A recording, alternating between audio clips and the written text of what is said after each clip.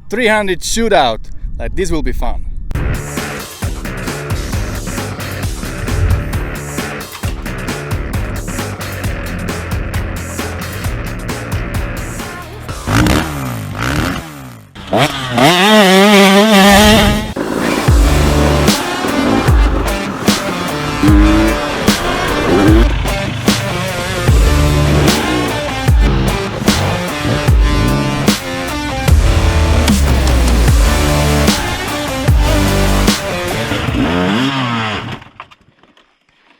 Hey, what up, guys? Welcome to the video. Dirt and Iron every single Sunday, having fun out here on the 300s. Hey, what's up, guys? Rado here, and we have here something that I wanted to do for a very long time. I wanted to bring different 300 off-road bikes from different era, you know, with different carburetors, TPIs, and all that good stuff. So finally, I was able to put together, I think, a decent sample of different kind of 300s that you can get on the market. This is my 2012 KTM 300 that I built not long ago. It's all built with a Keen carburetor, JD jetting, and Architect head. Other than that, the engine is stock. Here we are moving to 2021 GasGas TPI bike. This is Travis's bike from Every Single Sunday YouTube channel. He is behind the camera. Hey, Travis. And this is very far from a stock. It has all the goodies. Bike is built and it's ridden well, as you can tell. And we can tell you more details later. Here is 2017 carbureted bike with a counterbalance Keen carburetor I put on the bike. It has Architect head and it runs really good. And then our last 300 is something completely different. This is GasGas from Spain. This is 2018 GasGas 300 EC, I believe. It comes with a Keen carburetor. Also, I think it's a KYB suspension, and it's just a great off-road bike, and it does not have the counterbalance. So my 2012 is an old school KTM. Now this is a last era of the KTMs, 17 through 19, that came with a carburetor. This is a new era of KTMs, Huskies, and GasGas TPI, and then we have something from a different European country, from Spain, right here. So I think this will be fun. We're gonna introduce you the test riders and then jump on these bikes and go for a ride. Randy the Legend, 60 years of riding experience, 185 pounds.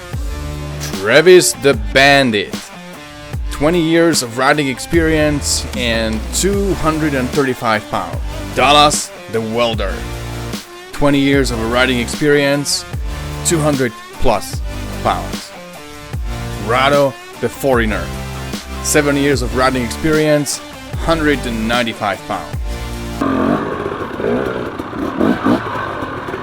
Yeah, I wanted to do this for such a long time.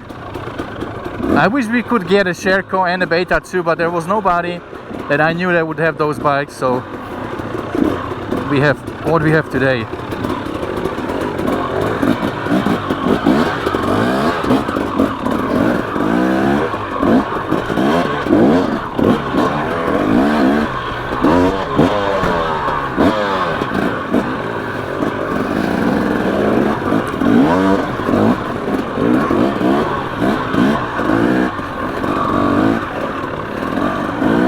So Randy likes it technical. He's taking us through all the racks.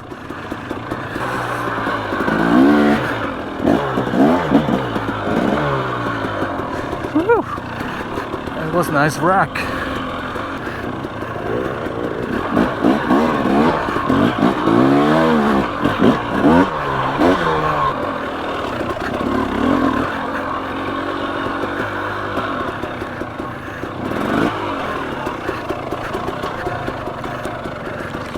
No touching, no touching.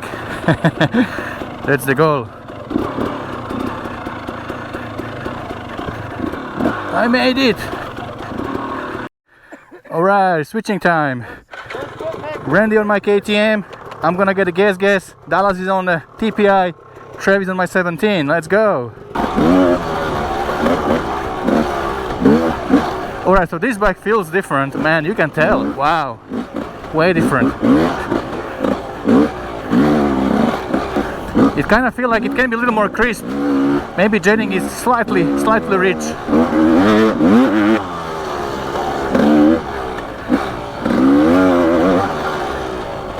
But the suspension on this thing is really good.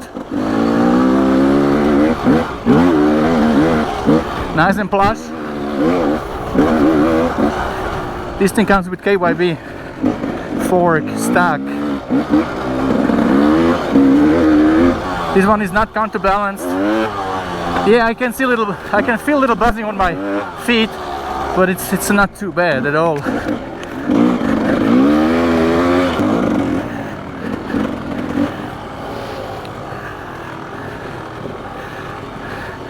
We have to say that Randy is 67 and he is pretty swift on the bike.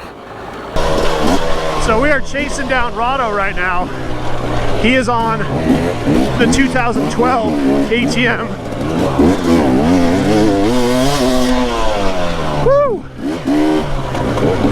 All I saw was his tire stop spinning.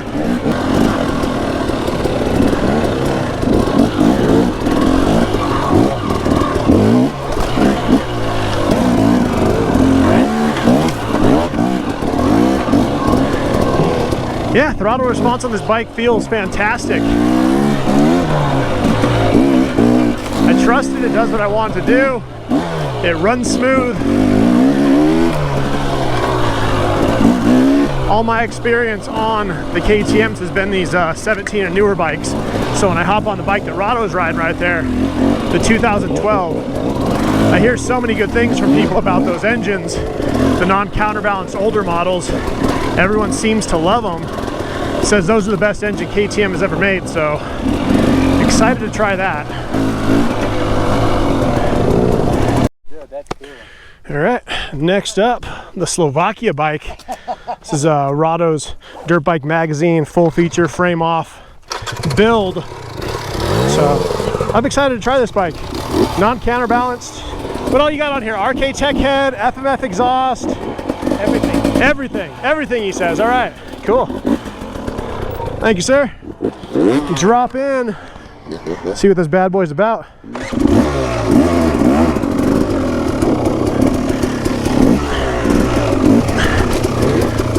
There we go.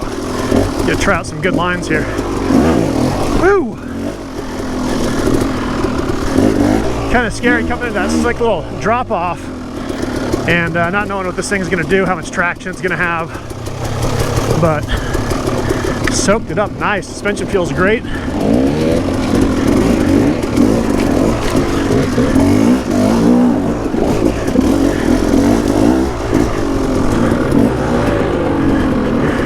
There we go. Alright, so this is Travis every single Sunday TPI bike, and this is far from a stock bike. It has a really nice suspension and a bunch of other stuff. So I'm gonna shift in a third gear and see if we can lug it here. TPI. I mean, right off the bat I feel that the snap is not there, which is not a bad thing. Again, we are riding these tight trails, so my Slovakia might be a little too snappy in many situations here. Randy is on my 17. That's probably the most popular bike among 300 crowd. Randy is good with his balance. Really good.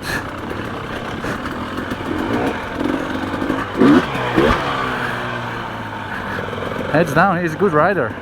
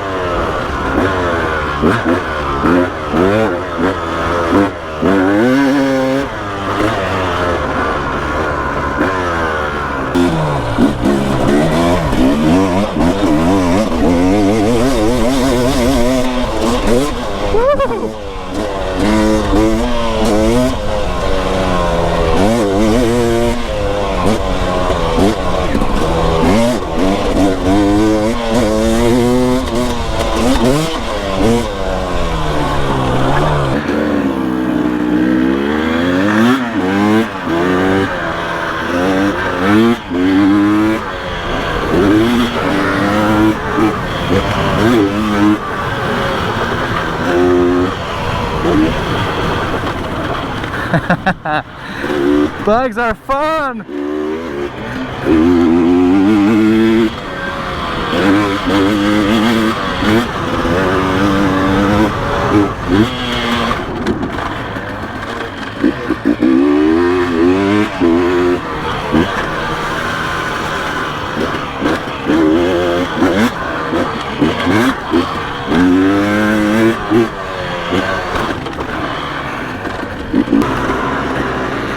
This bike feels really good here.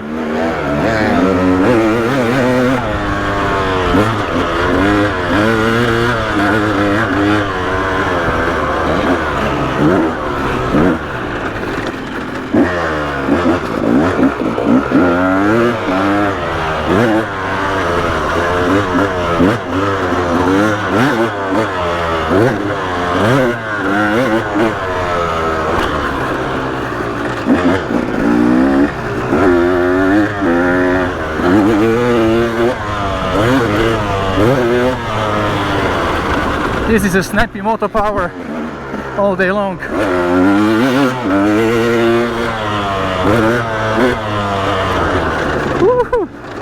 Alright guys, here we go. We had a lot of fun, right? Oh yeah, great So time. much blast. So much blast, yeah. Excellent blast. It's not so sunny anymore.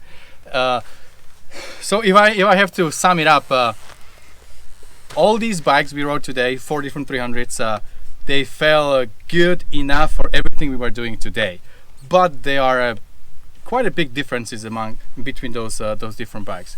So Travis, what do you think? If we pick one bike, we already talked and we have a consensus here. What would be the best bike today? So for me, the actual Spanish GasGas, out of the question for me. I wouldn't want to ride that one.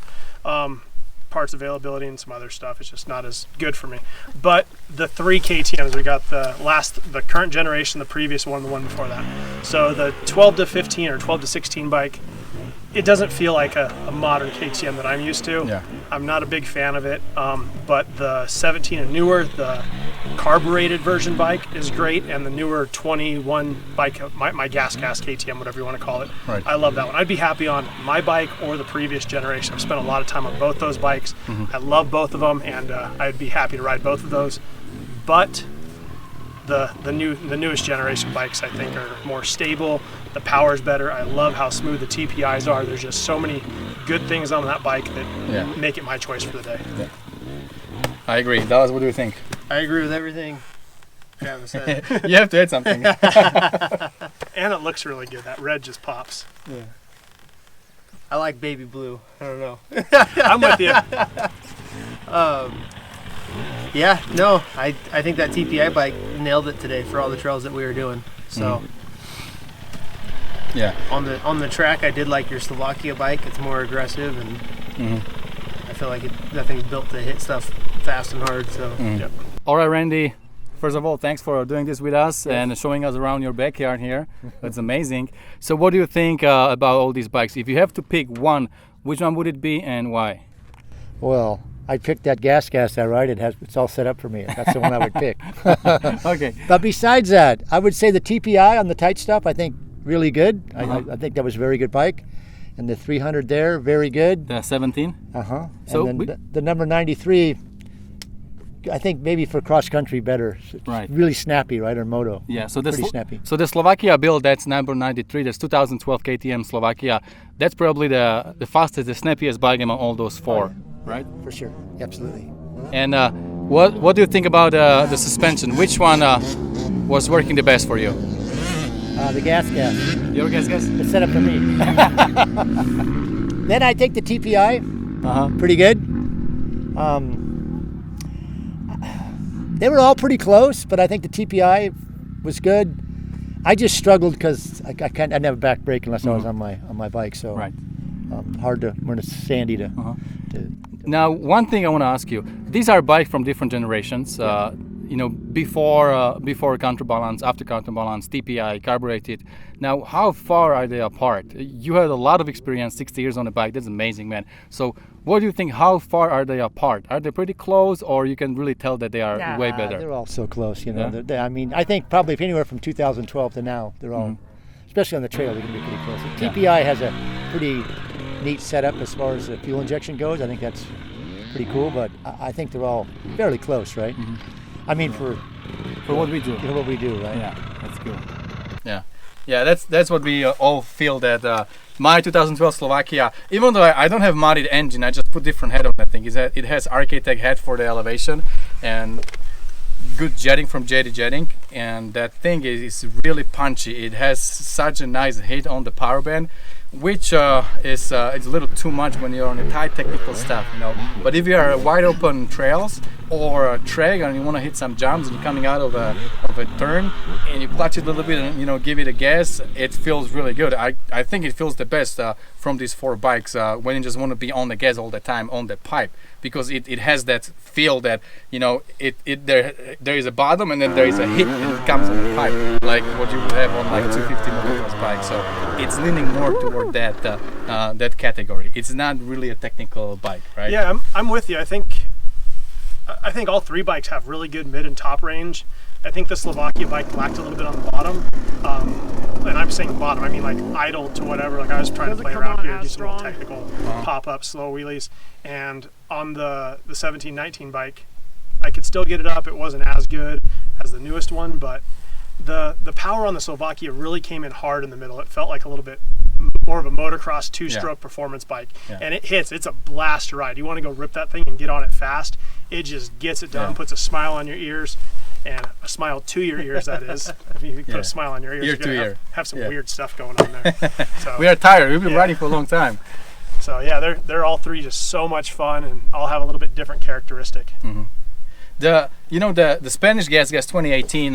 Well, we have to say that this bike is set for Randy. Randy has something with his leg, with his ankle, so he's not using a rear brake. He has a brake on the right hand, on the left hand, sorry. And so everything is tweaked on the bike to fit his riding.